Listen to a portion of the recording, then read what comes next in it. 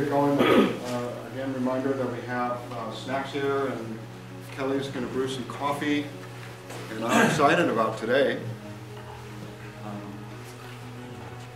Why don't we open in prayer? So, Father, we thank you for today. We thank you for your gift of life, and Lord, we dedicate this time to you and your purposes.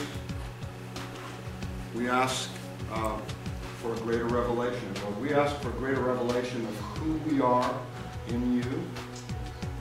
We ask for, when you ask us, who do you say that I am? We ask for a greater revelation of who you are, Jesus. Lord, we ask for a greater revelation of our authority in you.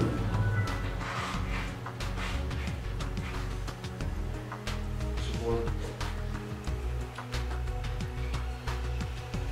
open our ears, open our eyes, and use us. We dedicate this time to you. We thank you for it, and we thank you in Jesus' name. Amen. So I normally start with testimonies, so I have a couple. Okay. One involves my daughter. My daughter has been visiting, and so she flew here and she flew back, and so we've been going to the Mario Murillo meetings, and so we decided, well, let's agree what we want a miracle for before we go. So, okay. She had broken her kneecap, and she had screws in her kneecap. And there was also a big scar. So when she came here, she flew here, she set off the metal detector, and she said, well, Dad, this is kind of stupid because I had shorts on, there's this big scar, and so she got patted down, pulled off to the side, but it's pretty obvious there's this big scar, and she told them, well, I had screws in my kneecap. So that, Were they a believer? well, I don't know. She got patted down, she got pulled off to the side. Yeah, so we agreed. So she has scars, so let's agree we're going to pray for your knee, we're going to pray for the scars to go away. It'd be nice if the screws were away. So from metal, you know, we've heard about that. And she's seen creative miracles. She's seen a chipped tooth restored here. So she was okay with that. Long story short, we go, she gets on, goes to the airport, goes through the metal detector, and the metal detector didn't go off. What I didn't say was, Coelho was sitting right behind us, and Coelho's the one who prayed for her. I think, wasn't it for her knee, for her scars? She asked the scars, her scars, be restored. To look better, but she didn't. So we'll get it. I'm looking forward to any X-rays or any reports.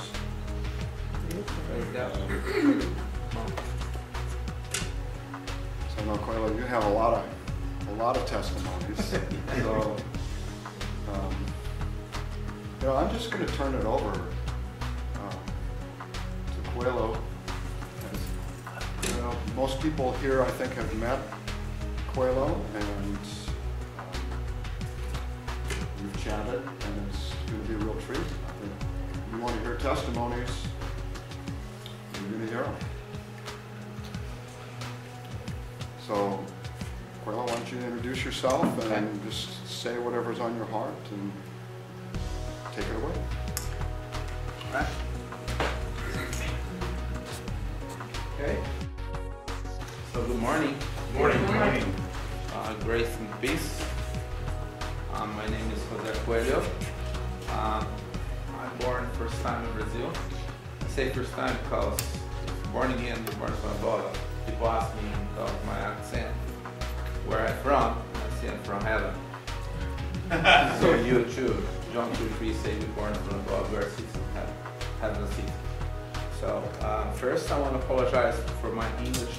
It will be short. I'm going to ask you guys for a little bit passion and compassion over me about my language, and I'm going to try to speak slow and I can for you to understand what I come to share to you.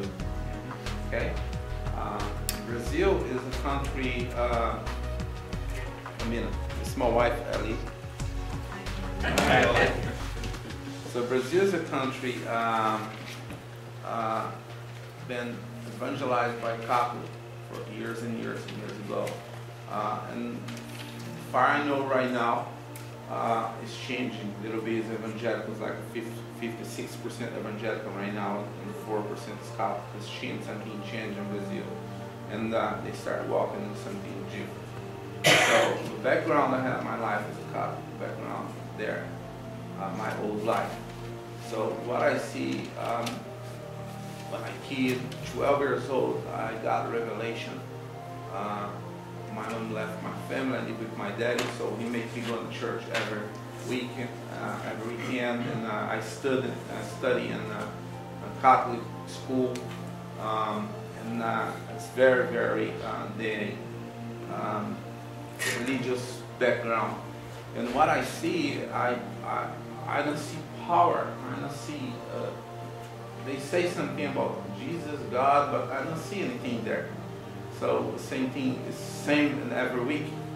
And 12 years old, I think 12 years old, I got a revelation about I don't need to talk to John or Mary or Paul or anybody to talk to God.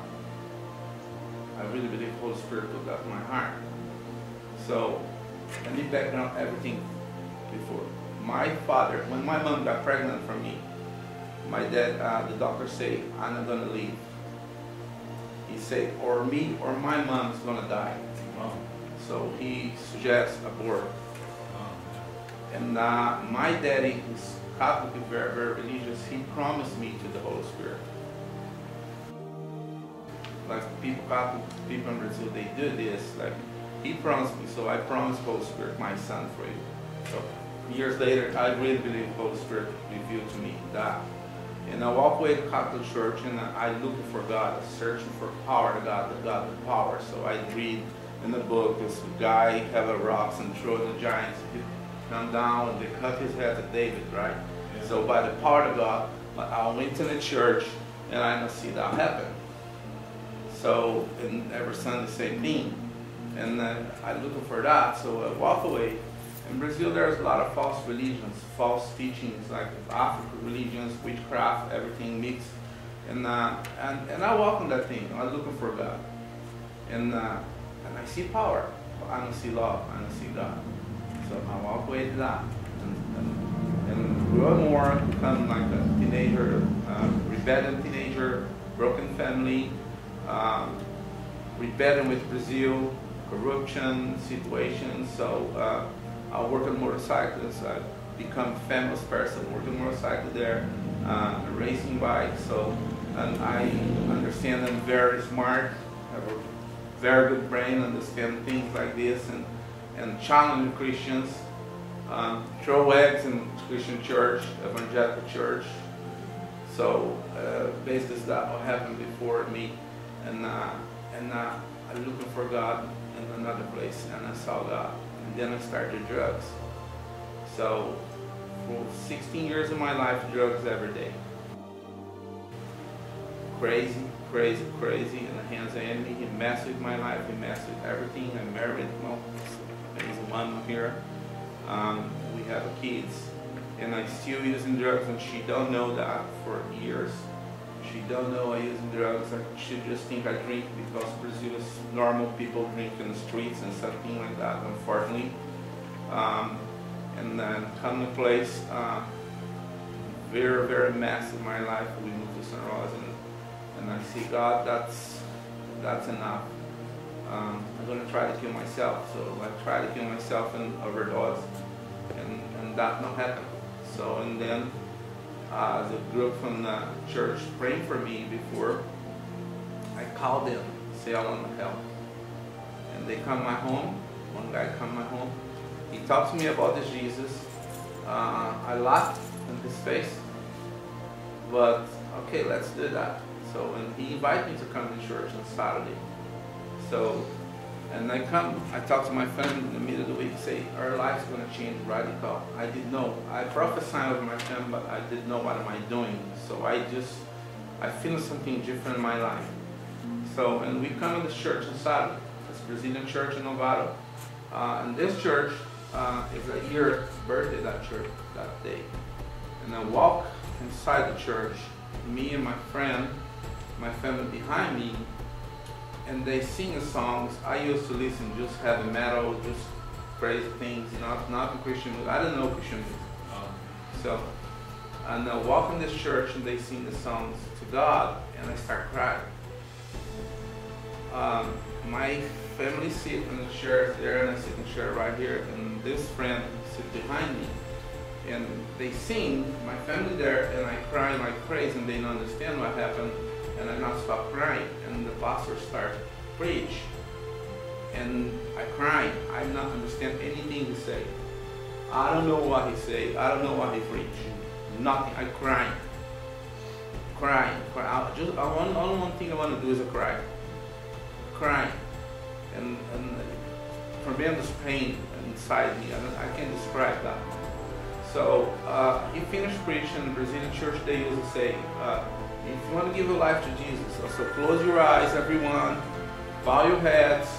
So if you want to give your life to Jesus, so raise your hand, we're going to pray for you.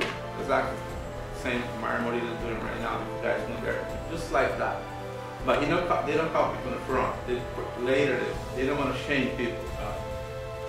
So people bow their head, and I'm crying, and I hear that. If you want to give your life to Jesus, you raise your hand. I just look at the pastor in the front, and I mark where he are, and I run in his direction and hug him. So I want just Jesus. And he threw me to another person because he think I'm demonized. I pretty much that. So, and this another guy, they don't know me. He laid hands on my head and say, you used drugs for 16 years in your life. I used 10. Jesus set me free, and you are free right now in Jesus' name. And that happened like crazy, and the crying started to be joy. 1 second. I can't explain, I can't understand, I can't say anything about that. It's supernatural. That's right. That's what happened. And then they have a dinner there, and on the line, everyone come and hug me, born again, they happy, like things happen in church. So she at the table with plates, kids wait, and somebody else sit at the table and told her, it's gonna be okay. I used drugs before, and Jesus set me free, how's it gonna be okay? And then that day she understands the problem we had before because they used drugs and everything. So God worked on her family. God worked on her family 1 week, and they forgive me. That's good. They forgive me, and that's where I start my journey with Jesus. Like when I start to understand, because I believe He is behind all the time. But that's what happened. How long ago?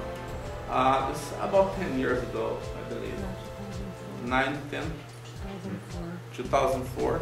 2004. I've been to an evangelical church before, Brazil when I kid. I've been in a Catholic school before. I grew up in Catholic family, very, very, very religious. Like I grew up loving Jesus, but don't know Him. That's when I minister and talk to people. I ask them, do you know Jesus? And they say, yes. So do you know Him or you know about Him? Because that's what happened to me before. I knew about Him, I loved Him, but I didn't know Him. So that's what changed my life. So that's where I start. And since I'm in Brazil, I have compassion for people. About not only for people, I don't like sickness, I don't like to see people sick. That's why I walk with the Catholic Church, because they believe in miracles. Yes, they believe, but it's a different way. And some witchcraft there, they do miracles. It's crazy. I see people healed in witchcraft there, for real. But there's a price.